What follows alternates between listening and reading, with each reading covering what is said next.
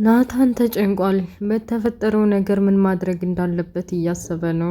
በቃ ሌሊቱን ሙሉ ምግቡን ውሰጂላት ብላ የመስተፋቅሩን እንግዲህ ፍቅረኛዋ ያ የሚወዳት ጣዖት አምላኪው ልጅ ስለሰጣት ምግቡ ላይ አድርጋ ሰራተኛዋንም ማስጨነቃ ግዴታ መስጠት አለብሽ ምኝታ ክላሱ ውሰጂለት ብላ እንድትወስድለት አድርጋለች። ሰራተኛይቱ ግን አልቻለችም። ሰውነቷም እግሯም እጇም እየተንቀጠቀጠ ምን እንደጨመረችበት የሆነ ነገር ጨምራበታለች። ያለ አንድ ነገርንማ ክላሱ ውስጥ ስጪው አላለችኝም እያለች እያውሰለሰለች ወሰደችለት። እሱም ከዚህ በፊት ዲያጣ እንደነገረችው በቃ ናርጁን የሚባለው ሰው እኮ በቃ የሆነ መስተፋቅር ምናምን የሚያደርግ መድኃኒት አምጣልኝ ብላኝ የምትወደው ሰው አለ እንደ ብሎ ጠይቆኛል። ተጠንቀቃት ብላ የነገረችው በመሃል ትዝ አለው። ይህም ምግብ እዚህ ማናንጭ ብሎች ነው። አረዛው ቤተሰብ ጋር በላለሁ ሳሎን መጣው ውሰጂው አላት። ሰራተኛዋም የኤቢን ቁጣና የኤቢን ችግር ስለምታውቅ የሆነ ነገር ሳሎን ሄዶ ከበላ አንቃት ዳፋኛለች ብላ በፍራቻ አይሆንም በጭራሽ እኔን የምግቡን ያመጣሁልን እንዴት በላ ብላ ነገሩን ለመደፋፈን አስባ ነበር።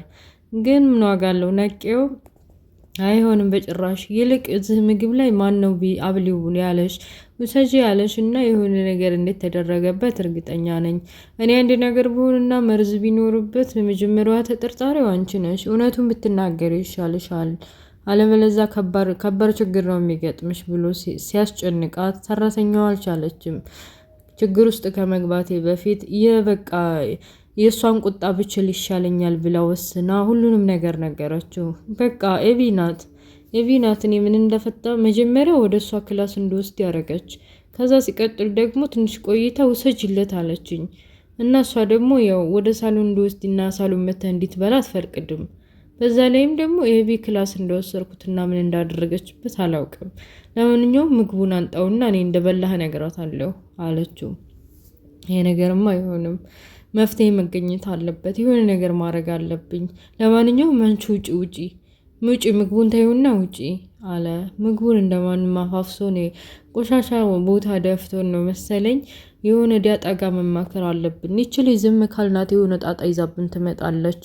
እንዳለችው መስተፋቅሩን በልቼ ቢሆን ኖሮ እኔ ባልፈልግም እንኳ ይሄ መስተፋቅር የሚባለው ነገር ሰርቶ ከእግሯ ስር እየተንበረከኩ እንዲፈለገ ታረገኛለች።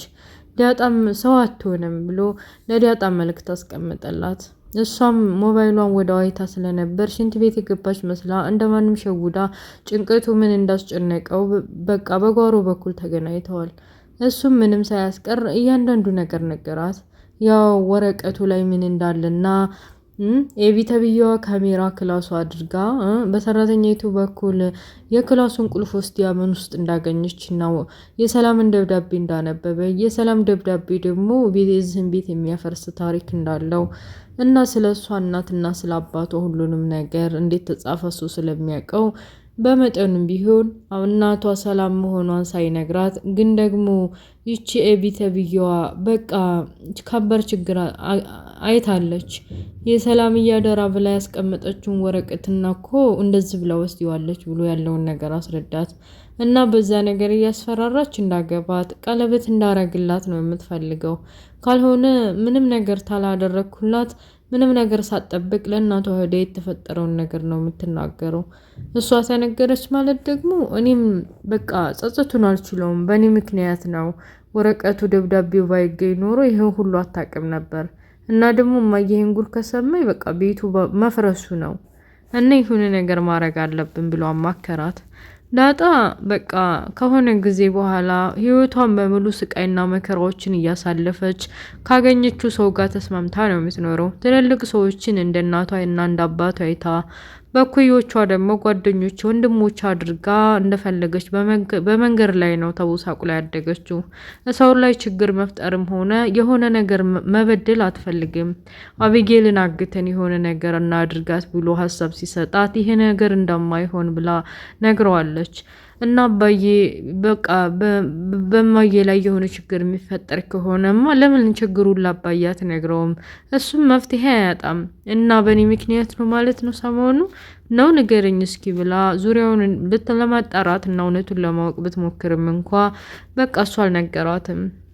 እውነቱ ሰላምዬ እሷ እናት መሆኗ፣ አባዬ ደግሞ አባቷ መሆኗ እና አቢጌልና ውሃ ደግሞ እህቶቿ መሆኑን ማን በነገረሽ? እናትሽ እኮ ከስርሽ ናት። በቃ እኛ የቤት ሰራተኛ አድርገን የያዝናት ያንቺ እናት ናት ብሎ በውስጡ እያሰበ ግን ደግሞ እንዴት ብሎ ይነግራት አለ።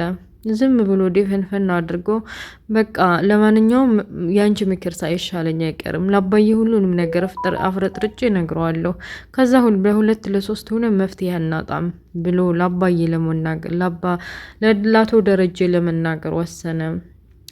ቤት ውስጥ ሻይ ቡና እያሉ ነው። ደክሞታል፣ ጨንቆታል። በቃ በተለይ ደግሞ ግቢውን እየዞረና ልጆቹን እያጫወተ ውሃዬን እያጫወተ የግቢውን አትክልት እያጠጣ ውሃ ዙሪያውን ሲያዩ ቅንጭላቱ ዞረበት። እዛ አመት ከወጣትነት ጀምሮ እስከ ልጅ መውለድነት ደረጃ ደርሶ በመካከላቸው ችግር ሳይፈጠር የጎረቤቶች ተምሳሌት እና የጎረቤቶች ሞዴል ባለትዳሮች እነሱ ነበሩ።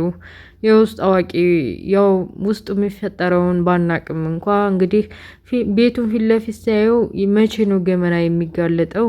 መቼ ነው እዚህ ቤት ውስጥ ደስተኛ ሁኜ በቃ ከልጆች ጋር እየተሳሳቁ ድራለሁ እኩላለሁ ብዬ እያሰብኩኝ ይሄ ቤት አንድ ቀን መቃብር የሚሆነው መቼ ነው እያሉ ውሃ አባዬ ምን ሆነ ነው ፎቶ አንሳኝ እንደዛ አስቅም እንዴ እያለች ብትጎተጉታቸውም እሳቸው ሌላ ጭንቀት ውስጥ ገብተዋል።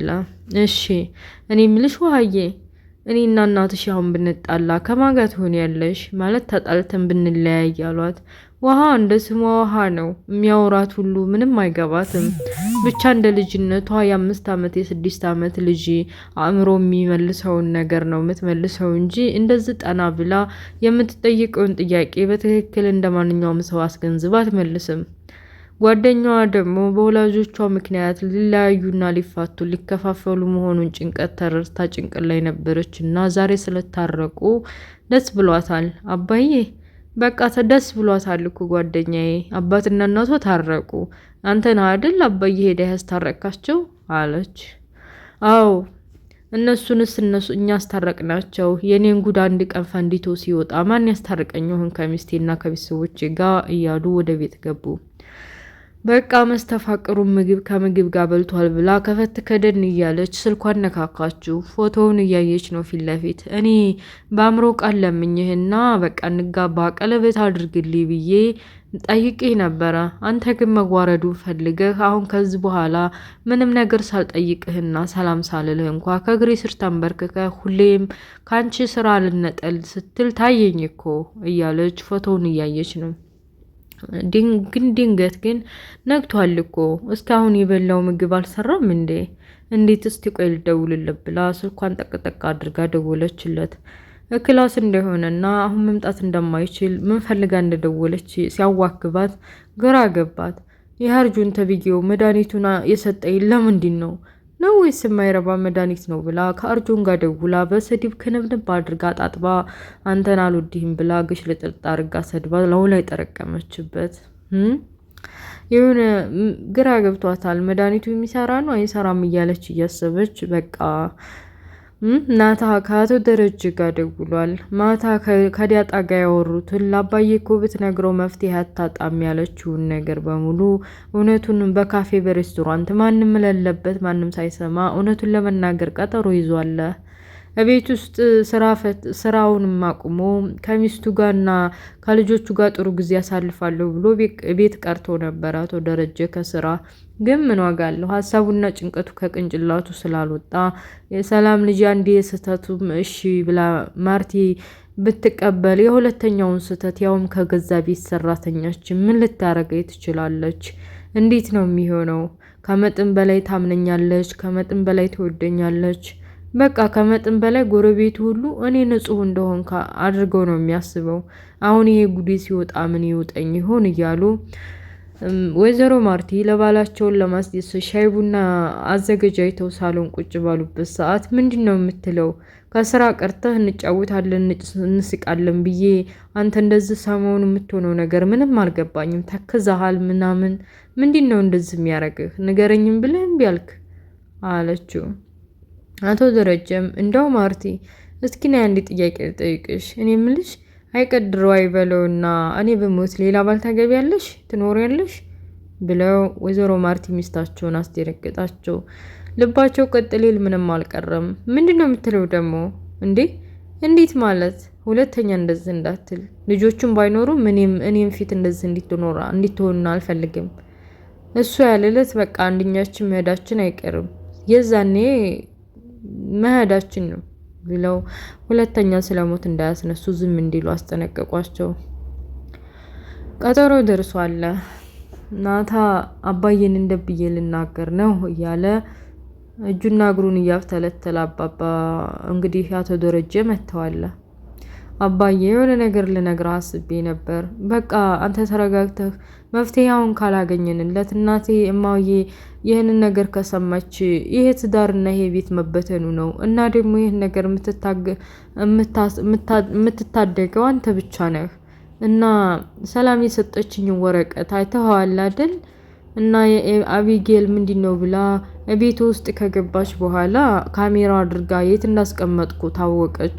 ከዛም ወረቀቱን አንብባ ስደርስባት አንዱን ነው የያዘችው። የተቀረውን ወረቀት ተቀብያታለሁኝ እና የያዘችው ወረቀት ዲያጣ የሰላም ልጅ መሆኗን ብቻ ነው ያወቀችው።